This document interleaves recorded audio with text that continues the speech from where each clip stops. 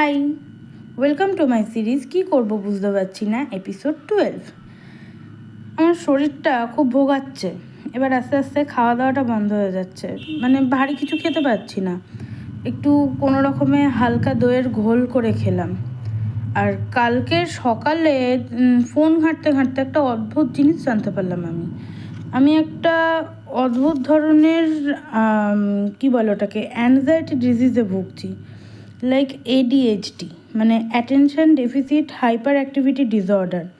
এটা নাকি আনকিউরেবল একটা জিনিস। আর আমি সিমটমসগুলো মিলিয়ে দেখলাম, হ্যাঁ আমার সঙ্গে একদম মিলে যাচ্ছে।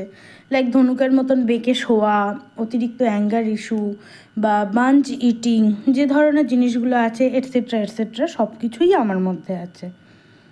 আর সবথেকে বড় কথা, এটা এমন একটা জিনিস যেটা কিনা মিনিমাম 3 বছর আর ম্যাক্সিমাম 12 বছর বয়সের মধ্যে হয়ে যায়। কি যে একটা শুরু হয়ে গেল বুঝতেই পারলাম না, মানে কবে শুরু হয়ে গেছে আমি সেটাও জানি না, এটা অটোমেটিক্যালি হয়ে গেছে। তো যাই হোক, কী আর করা যাবে। দুপুরে ভেন্ডি ভাজা আর বড়ার তরকারি এইসব রান্না করেছিলাম, কিন্তু ক্লিপস নিতে পারিনি, কারণ অনলাইন ক্লাসের পরে ফোনটা এত হিট হয়ে যাচ্ছিল যে সে কোনোভাবেই আর কি অ্যাক্সেস করতে পারছিলাম না, বারবার ক্যামেরা বন্ধ হয়ে যাচ্ছিল। তো কিছু করার নেই। আর রাত্রিরে বানিয়েছিলাম একটু লুচি, দুপুরের ওই বড়ার তরকারিটাই দুবেলার করেছিলাম। তো সেই সবই খাওয়া দাওয়া হলো।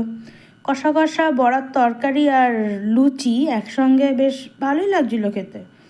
বড়ার তরকারি দিয়ে কখনো লুচি খাইনি, কিন্তু বেশ ভালো লাগলো, খারাপ না। আসলে আমি তো রান্নাটা ভালোই করি, তার জন্যই ভালো লেগেছে আর কি, সেটা পরের কথা। তো তারপরে খাওয়া দাওয়া করে একটু রাতে স্নান করে হালকা করে একটু স্কিন কেয়ার করে নিলাম। স্কিন কেয়ার করতে করতে একটু ঢং করছিলাম। যাই হোক, সেটা আমি আর দেখাইনি, কেটে বাদ দিয়ে দিয়েছি।